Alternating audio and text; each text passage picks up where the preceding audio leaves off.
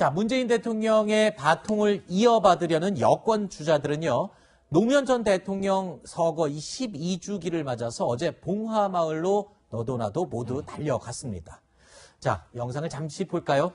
자, 이낙연 전 대표를 비롯해서 정세균 전 국무총리의 모습 보이고요. 추미애 전 법무부 장관부터 시작해서 여권 유력 인사들의 모습 다 볼 수 있습니다. 아마 총출동한 것이라고 표현을 해도 과언이 아닐 것 같은데, 자, 여기에서 노무현 정부 통일부 장관 출신이죠. 이재정 경기교육감이 공식 추도사를 했습니다. 자, 검찰을 반개혁 세력이라고 매섭게 비판하기도 했습니다. 한번 들어보시죠. 공수처가 지금 제대로 작동하지 않는 것처럼 보이는 것은 검찰개혁이 얼마나 어려운가를 보여주는 증거입니다.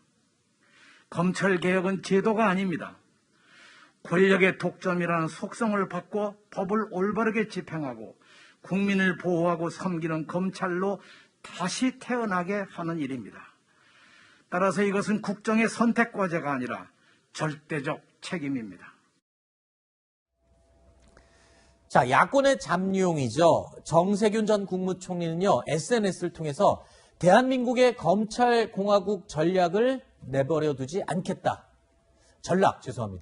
전락을 내버려두지 않겠다. 그리고 검찰은 당신을, 즉 노무현 대통령을 지칭하고 있죠. 당신을 정치적으로 타살했다. 라면서 이 검찰과 윤석열 전 검찰총장을 아주 직접적으로 겨냥을 했습니다.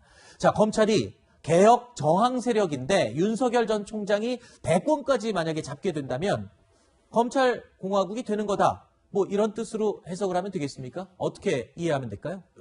일단 그 대통령 후보 가운데서는 정세균 전 총리께서 검찰에 대한 언급을 했고요. 앞서 이재정 교육감이 이제 공수처를 예를 들면서 검찰 개혁이 어렵다 이렇게 이야기를 했는데 저는 참 저런 부분에도 좀 불만이에요.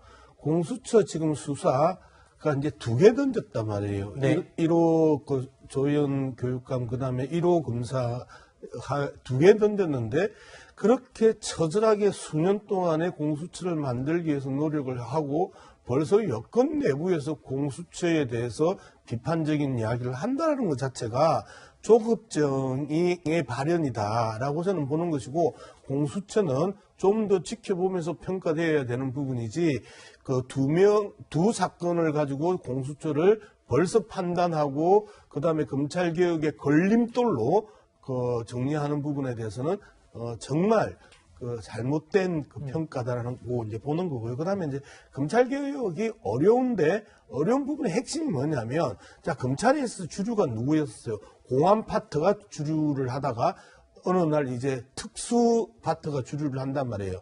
그러면 이 주류 세력들의 교체가 안 일어나고 형사 파트가 들어왔는데 이미 그 형사 파트들은 특수나 공안에 있어서의 경험이 별로 없는 분들이에요. 그런 상황에 있어서 인적인 그 교체를 어떻게 할 것이고 주류를 어떻게 바꿀 것인가 하는 부분에 대한 그 고민들을 너무 좀 쉽게 했다라는 이제 평가, 그런 평가들로 검찰개혁의 인적 교체에 대한 부분들을 고민을 했어야 되는데 계속해서 제도에 대한 부분들은 거의 완성 단계로 갔단 말이에요. 그런데 내부에서 그 비판을 한다는 거는 영 맞닥지 않다. 저는 그렇게 생각합니다. 네. 어쨌든 그래도 지금 이게 과거 참여정부, 지금의 문재인 정부 입장에서는 검찰이 공적인 게 사실입니다. 개혁 대상으로 보고 그렇죠. 이것을 이제 뭐 정책적으로도 또 정부적으로 추진하고 있는 과정이니까요. 여기서 주목되는 대목은 정세균 전 총리의 별명이 미스터 스마일이에요. 그렇죠. 항상 밝은 모습으로 조금 뭐랄까요, 화기애애하게 좌우망라해서 통합적으로 가는 분위기였는데 이제 검찰을 딱 저격하기 시작했다. 네. 이건 뭐냐면 대권 주자로서의 본인의 선명성을 부각하기 위한 작업이 어쩌면 이제 봉하마을부터 시작된 것이다. 네. 그래서 앞으로 센 말 많이 하겠다는 이제 그렇죠. 전초적인 얘기를 했거든요. 네네. 그게 아마 어제 시작된 것 같습니다. 그렇군요.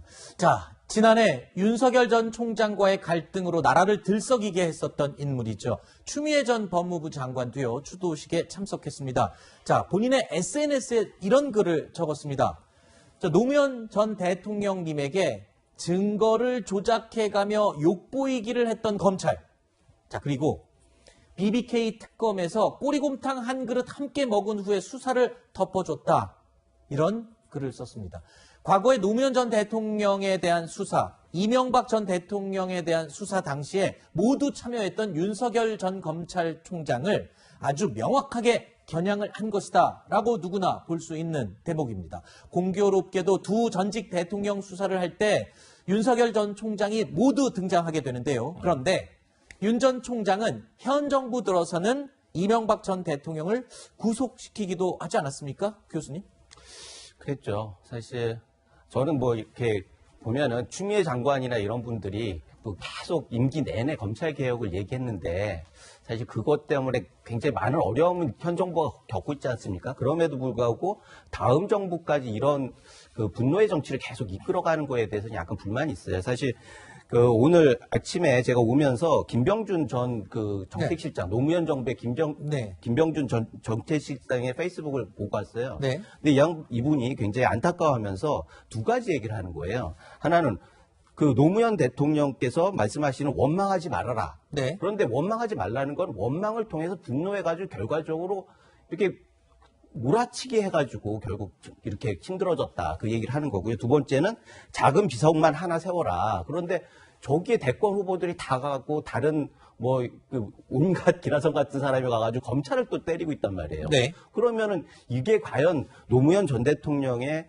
유운하고 맞는 거냐라고 네. 하는 생각이 들고 사실은 이게 그 검찰 개혁의 본질은 정치적 중립 아니겠습니까? 네네. 그런데 실제로 정치적 중립을 완전히 흐려놓은 게 주체가 누구냐? 네. 한때는 검찰 그 윤석열 우쭈쭈 하면서 이렇게 막 칭찬하다가 어느 순간 나락으로 보내고 네. 공수처 같은 경우에도 그렇게 어렵게 만들어 놓고 1번, 2번 나오니까 또 공격하기 시작했어요. 이게 과연 검찰 개혁의 결말이냐라고 하는 안타까움이 듭니다.